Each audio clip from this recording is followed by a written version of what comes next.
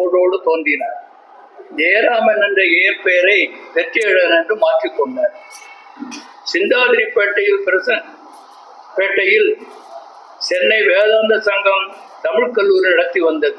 இப்ப இல்லை. அந்த கல்லூரியில் புலவர் சே கோவிந்தராஜன் அவர்களிடம் புலவர் பட்டத்திற்கான கல்வியை கசடர கற்றார். இவர் வித்வான் எம்பி மேவி வேணுகோபால் அவரிடம் இலக்கணம் தனியாக கற்றார். சென்னை பல்கலைக்கழகத்தில் 1973 புலவர் பட்டம் பெற்றார். தமிழ்நாட்டு பாடநூல் நிறுவனத்தில் சேர்ந்து பிழை திருத்தம் செய்யும் பணியை மேற்கொண்டார்.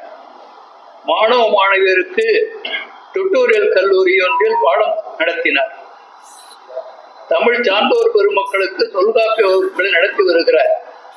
இப்ப நடத்தி வர்ற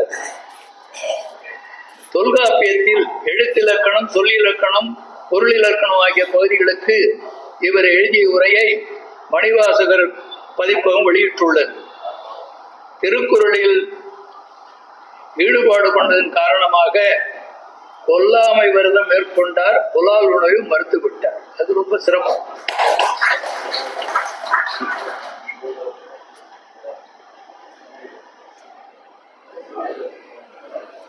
கல்வெட்டு கவியரங்கத்தில் கல்வெட்டை பற்றி பாடும் போது கல் தாள் என்று இவர் பயன்படுத்திய சொல்லாட்சிக்காகவே கல்வெட்டுங்கிறத கல் தாள்னு சொன்னார்.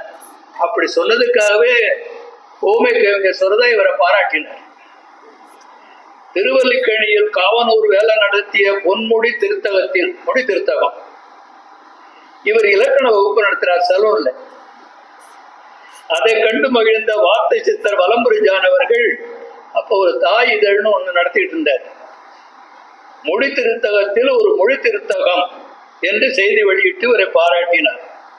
சென்னை தொலைக்காட்சியில் தோன்றி குரல் நெறி என்ற தலைப்பில் உரையாற்றினார். மக்கள் தொலைக்காட்சியிலும், சன் தொலைக்காட்சி, கலைஞர் தொலைக்காட்சி, வெண் தொலைக்காட்சி, கேப்டன் தொலைக்காட்சிகளிலும் தோன்றி தமிழ் மொழியின் சிறப்பை எடுத்துரைத்தார். திருக்குறள் செம்மல், மொழிப்போர் மறவர், ஓங்கு தமிழ் பாவலர், திருக்குறள் சீர் பரவுவார் என்று பல பட்டங்களையும் விருதுகளையும் தமிழ் அமைப்புகளில் இவருக்கு வழங்கியுள்ளது.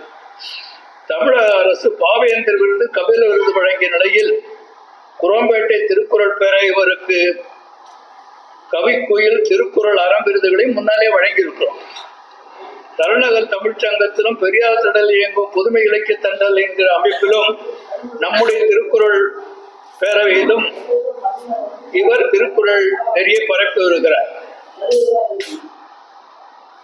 ராவண காவியம் பற்றி சொற்பொழிவாற்றுகிறார். ராமாயணத்தை விட ராவண காவியம் கொஞ்சம் கடினமானது. ஆனா அதை சொல்லிக் கொடுப்பதற்கு தனித்திறமை உண்டு. அது அவருக்கு இருக்கு. இவர் எழுதியுள்ள வரதட்சணை கொடுமை, குருதி கொடை என்ற கவிதைகள் தமிழக அரசு வெளியிட்டுள்ள பாடநூலில் இடம்பெற்றுள்ளன. புலவர் வெற்றியழகன் அவர்களின் செயல்பாட்டை கூர்ந்து கவனித்த குரோம்பேட்டை திருக்குறள் பேரவை இவரை போற்றியும் பாராட்டியும் வாழ்த்தியும் தொல்காப்பியர் விருது வழங்கி மகிழ்கிறது.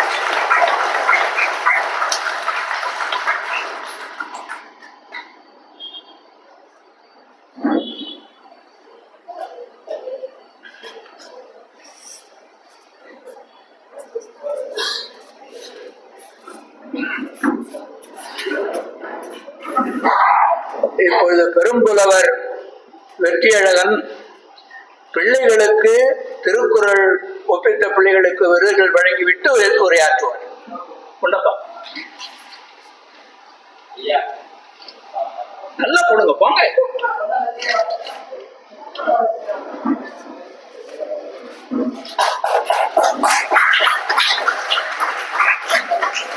தமிழ் பையனால் பிள்ளைங்களை வரிசையா கூப்பிட்டுங்க.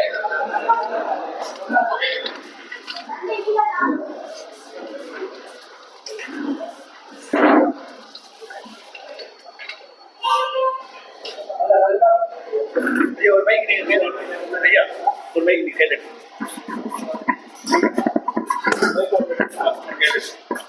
மாணவர் ரகுநாத்துக்கு ஐயா இப்போது பதிவு செய்கிறார்.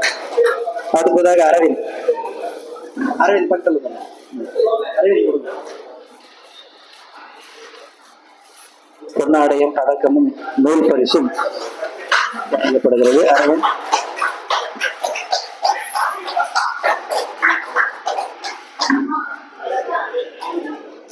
அடுத்ததாக சஞ்சய். இங்கே நில்லுப்பா, ஏன் போற? சஞ்சய் வாங்க.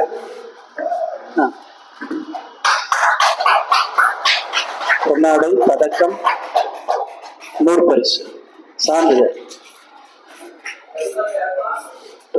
ரெண்டும் கொடுத்தாச்சுங்க மகளுக்கு. அடுத்ததாக யுவன்ராஜ்.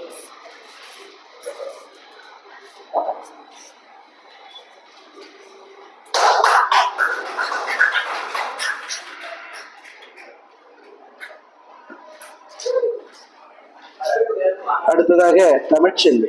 இறுதியாக தமிழ்ச்செல்வி. மாத்திக்கலாம், அப்புறம் மாத்திக்கலாம், கவலைப்படாதீங்க, அப்புறம் மாத்திக்கலாம். எல்லாம் ஒரு வண்டியில் தமிழ்ச்செல்வி.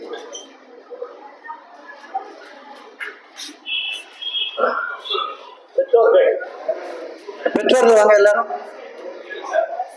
வரிசையா அங்கே நில்லுங்க. நேரில் வாங்க, பெற்றோர்கள் வாங்க வாங்க.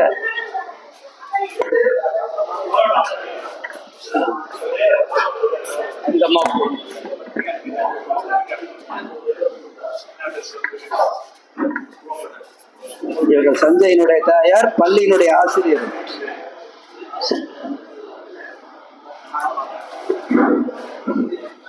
விழுப்புரம் மாவட்டத்திலிருந்து மேல்மலையினர் அருகிலிருந்து இவ்வளவு நெடுந்தளவு இவர்கள் வந்து கொண்டிருக்கிறார்கள்.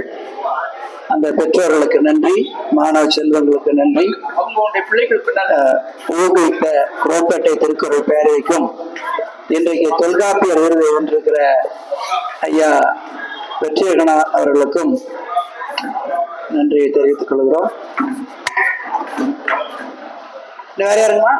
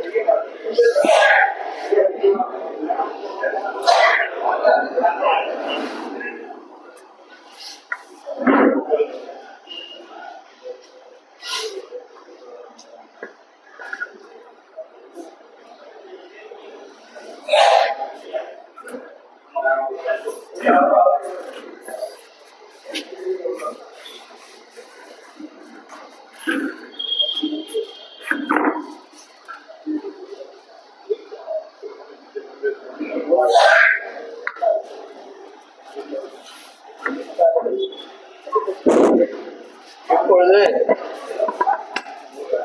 தொல்காப்பிய விருதாளர் வெற்றியழகன் அவர்கள் ஏற்புரை வழங்குவார்கள். 10 நிமிஷம் பேசினார். அதுக்கு